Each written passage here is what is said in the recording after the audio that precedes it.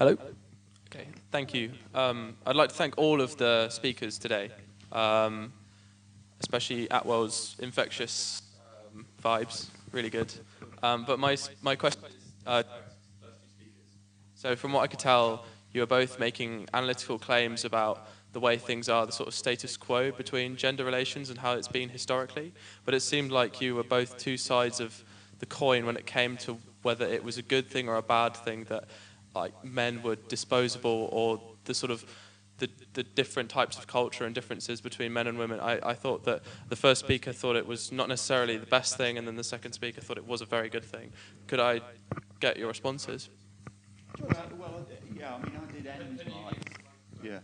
I did actually end my talk by confessing and only begun to answer the question, and that there were positive aspects to it.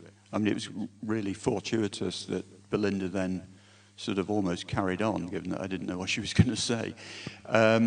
So, yeah, I mean, well, what do you mean by good and bad? It's an evolutionary thing, that's what I was emphasizing. And that means, you know, as a species, we wouldn't be here without it. So you know, evolution doesn't know good and bad. It just is.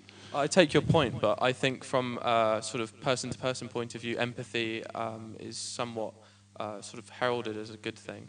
And you talk about there being a lack of empathy, and there is a gap between empathy between the sexes, as I believe that's what you... Yeah, that's right. And in the world that we're in now, it's an anachronism. Historically, it was a necessity.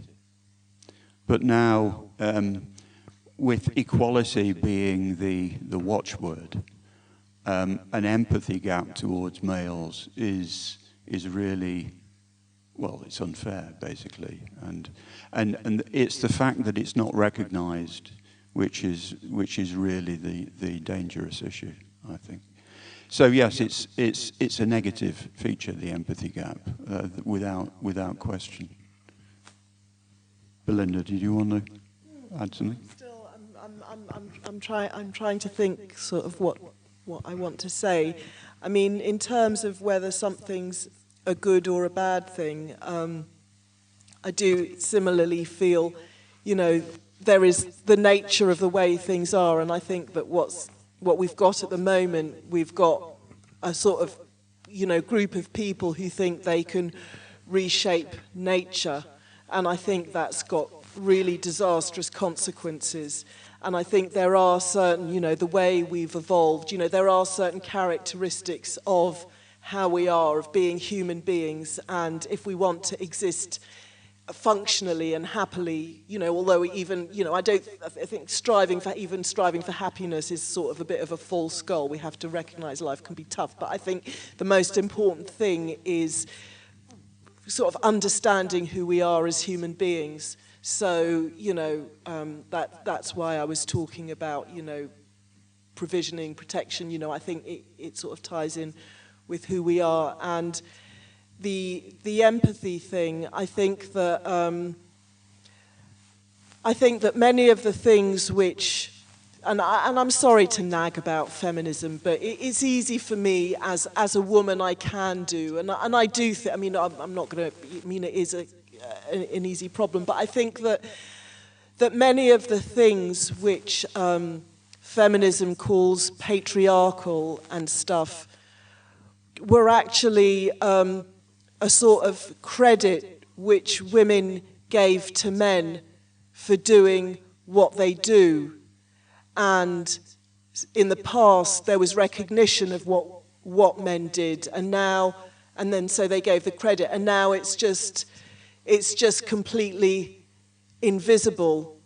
And I mean, one of the things, I don't know if this is an example, and I don't know where I'm going with this, but I'm trying to, because one of the things that I made this little remark about women saying that their brothers got more attention. I don't think there's any, I'm not sure there's any truth in one way or another, but to the extent that if men, sometimes I think, well, if boys did get more attention when they were growing up, for example, it might actually have been something to do with needing it, and there being a recognition of that, but that would now be interpreted as, you know, being sexist, but I don't think it was. I think it was a response to a natural human condition which a mother made because she recognized it, because a mother's a responsive being. I don't know if that's...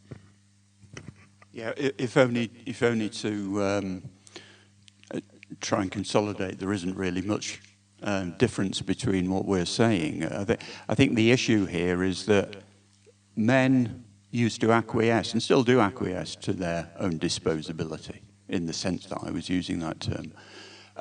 But there used to be recompense for that. And that recompense can be summarized by the word respect.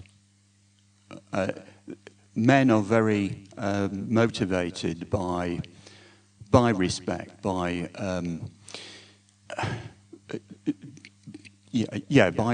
social approbation, status or honor, if you want to use those words, but it's respect is probably the best word.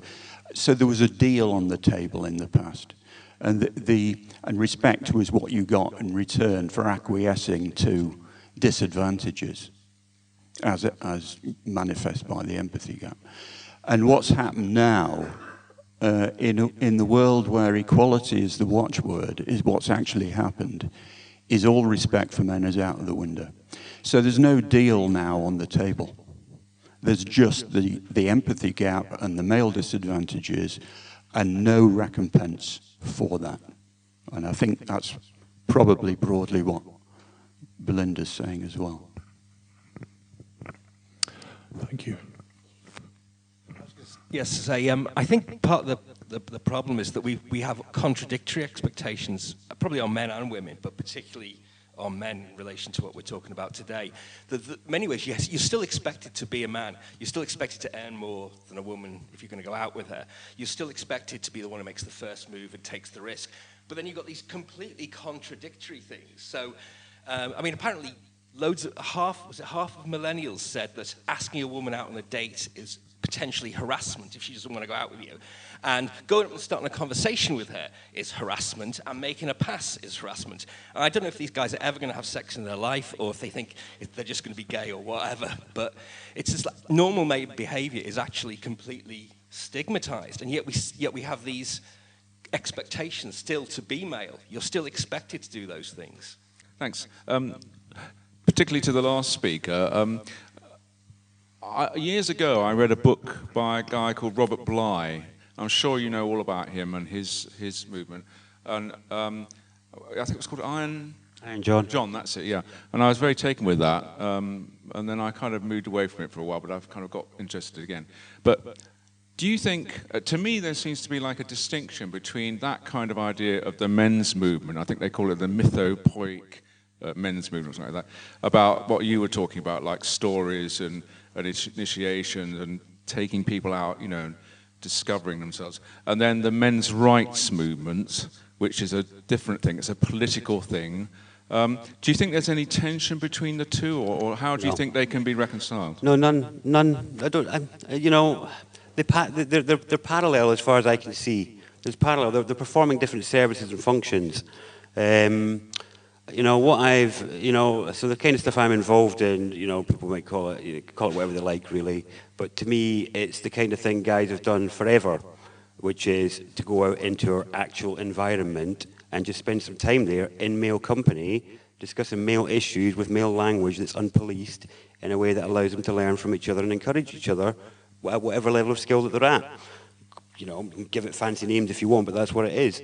The men's rights movement that I've seen is a bit of a rearguard action fighting back against changing laws that seem to be disadvantaging men in our urban environment or our social framework, really. You know, I don't know whether there is any way to bring the two together, because what you will find is individual men will choose to notice that they feel like a boy and they don't know what it is to be a man, and they one time decide they might like to try what men have done for millennia. Some of those guys will cross over, others won't. You know, in the same way, but I have to say, guys that I've found that have gone and done rights and stuff like that, I don't see them as really getting that involved in the men's rights movement, partly because, and I mean no disrespect for the people in it, but you know, the guys that I know that have come into the men's rights movement have left again because they found there's a lot of victim consciousness there, you know, and the victim mentality means that it's not a manly way of dealing with things. And what I mean by that is, I should caveat what I mean by that, and that is that men and women change the world differently. In the Toltec tradition, it's done based on the fact that women are more subjective, men are more objective. In my tradition, that's because of where the balls are. Ovaries on the inside in women, hypersensitive, super subjective. On the outside on the men, highly sensitive, highly objective, super sensitive on the outside. And it gives rise to a lot of the differences in men and in women. Now, I forgot what my point was going to be there. It's gone. I didn't mean to make that meander. Where was it going there? What did I say before it meandered? Sorry? Pop quiz. Whose attention was there? Where was it going before it meandered? Thank you, on masculine. Thank you. So, what happens with women is they're motivated by how they feel. And it comes from inside. So what they do is, when they want change to happen, they ask for the change. They say, please, can you change the world? This is how I feel when this happens. All of the women's movement has been based on that. Pleading to men, please, this is how I feel when I can't work and can't have the vote. Can you help me, please? And what you'll find is the suffragists were a good mix of men and women who fought for equal rights. The suffragettes were a bunch of terrorists. You know who we hear about now. The suffragists were the real equal righters. So women changed the world by asking for it to change. And that's why you'll hear, that's what's happening with feminism, that's what marches are about, it's what protests are about, it's what's happening in the trans movement. So what's happening in the trans movement is you have male psychology, competitive psychology, using the visage of the female so that we will listen to it as if it's a female asking for the world to change. And then we go, oh, here's a female asking for the world to change, oh, she's having such a terrible time, let's make that change. But actually, that's not how men change the world. And men can do that. Men can go through making the effort to refer to their feelings, to ask for it to be changed. But people don't respond in the same way as they do to women. They don't respond. They don't respond to men pouring out their weaknesses and their insecurities and what horrible things happen to them. They don't rise up and say, brother, I don't want that to happen to another man ever again. Come on, everyone, let's sort that out. They're like, let's get a drink.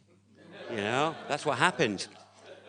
For men, when they change the world by letting their desire for it to be different. That's what I was talking about earlier, about taking charge. Letting the upset, letting the shame, letting the embarrassment, letting the loss, letting the disappointment, letting the frustration fill your body until you can use it in a way that it becomes useful.